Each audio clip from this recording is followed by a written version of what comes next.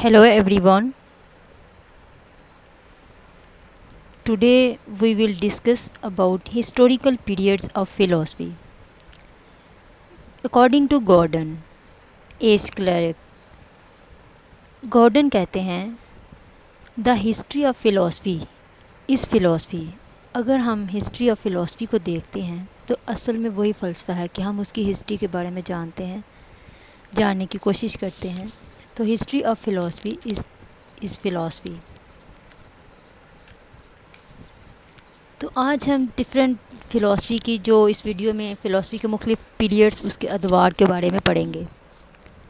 Before starting the history of philosophy I want to share this quote of Cicero. Cicero कहते हैं to be ignorant of the past is to be forever a child. माजी से बेखबर रहना हमेशा के लिए बच्चा रहना है। सिसीरो के अकॉर्डिंग है कि जो कौमें अपने माजी को भूल जाती हैं वो अपने फ्यूचर को कभी कामयाब नहीं बना सकती। तो अपने माजी से बेखबर रहना जो है वो इंसान को हमेशा के लिए बच्चा रहने के मुतरादिफ होता है। ये कोट आज के टॉपिक को हाईलाइट करता है। फ़िलॉसफी की तारीख़ बहुत पुरानी है, इसलिए इसको मुख्तलिफ अदवार में तकसीम किया गया है। जैसा कि आप इस टाइमलाइन में देख सकते हैं, एंशियंट दौर है, Hellenistic, Roman, medieval, renaissance and modern. साथ साथ इनकी ये डेट्स भी बताई गई हैं, BCE एंड CE। इसके अलावा AD का वर्ड यूज़ होता है। BCE means before the common era and CE common era. अब हम इनकी टर्म्स को देख लेते हैं। हिस्टोरिकल टर्म्स जो कि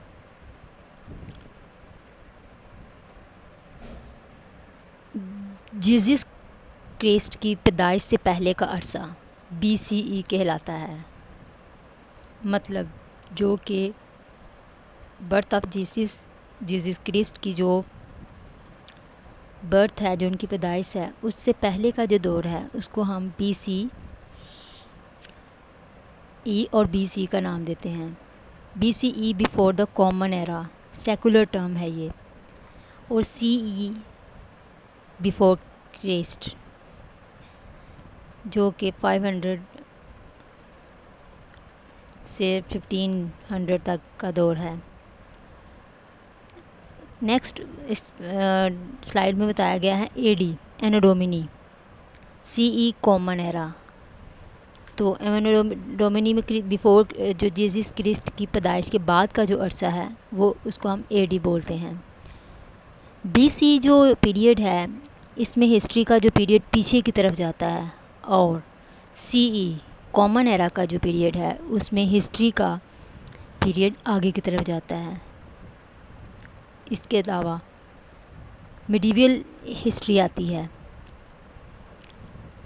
उसमें 500 से 1500 तक का जो दौर है उसमें शामिल है। Main periods of philosophy, there are 3 periods of philosophy. Ancient, जिसको क्लासिकल पीरियड भी बोलते हैं, जो कि 700 BCE से 300 CE तक का है। मिडल एजिस नेक्स्ट है। मिडीवियल पीरियड 900 से 1400 CE तक।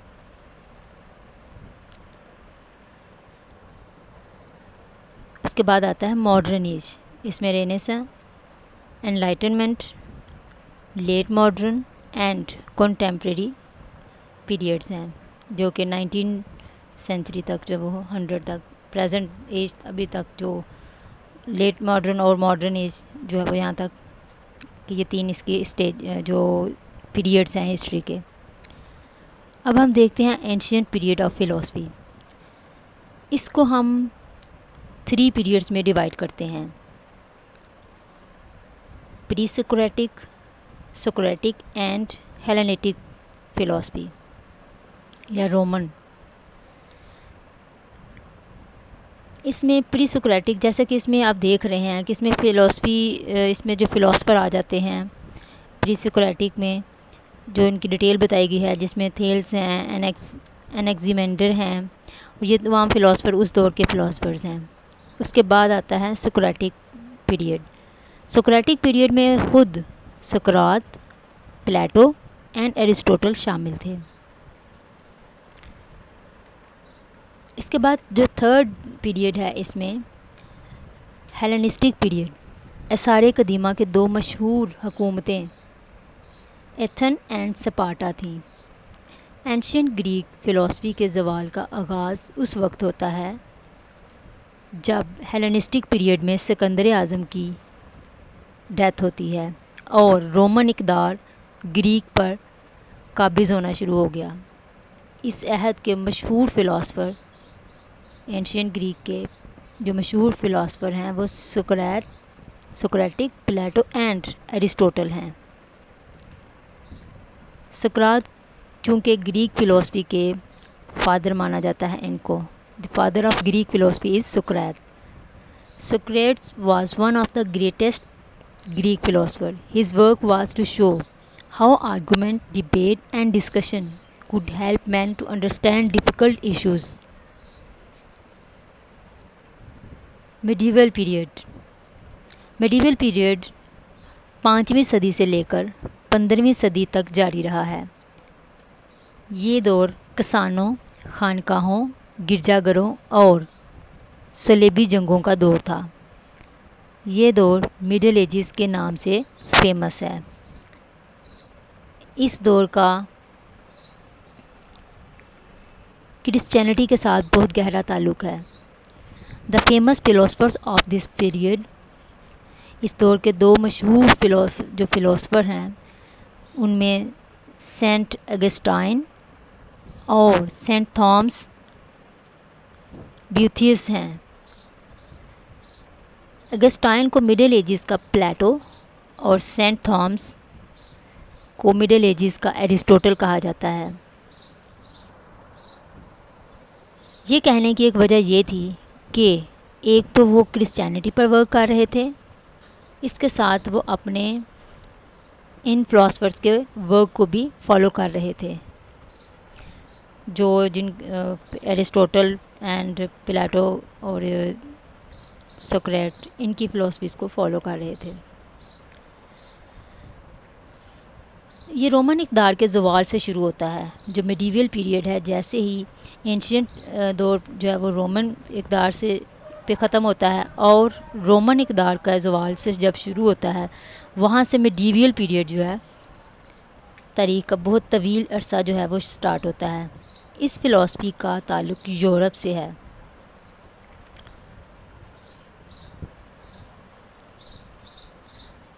इस दौर में एथिक्स एंड लॉजिक पर बहुत पेशरफ्त देखी जा सकती है।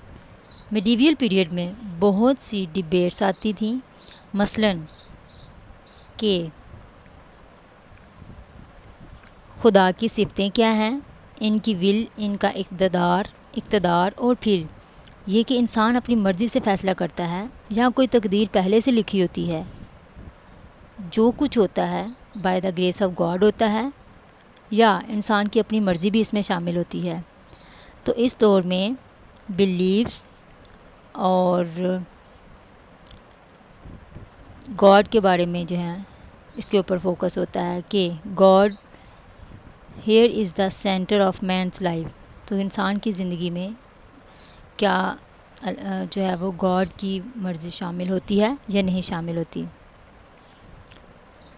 The big question in medieval age, what is faith, what is religion. तो इस दौर में ज़्यादा जो फोकस था वो मज़हब के ऊपर था, ईमान के ऊपर था। इंसान मज़हब और ईमान अक़ीदे के ऊपर जो लोगों के जो अक़ीदे थे वो इस दौर में बहुत ज़्यादा जो फोकस करते थे, लोग बहुत ज़्यादा सर्च करते थे, वो मिडीवल एज में होता था। नेक्स्ट आता है modern period of philosophy. Modern period of philosophy, modern philosophy इस दौर की रियल और असली साइंसी जो फ़लसफ़ा तैयार हुआ वो मॉडर्न फ़िलासफ़ी में हुआ। जो रियल फ़िलासफ़ी, जो साइंस, जिसको साइंटिफिक फ़िलासफ़ी कहा जाता है, वो मॉडर्न एज में स्टार्ट होती है, जो कि 1500 से स्टार्ट होकर 17th सेंचुरी तक है। इसमें रेवोल्यूशन एज है, रीजन्स हैं, एनलाइटनमेंट के दौर हैं, वो इसके अंदर शामिल है। इसके अलावा डिस्कार्टिस को मॉडर्न फ़िलासफ़ी का फादर भी कहा जाता है। Rene Descartes is the father of modern philosophy.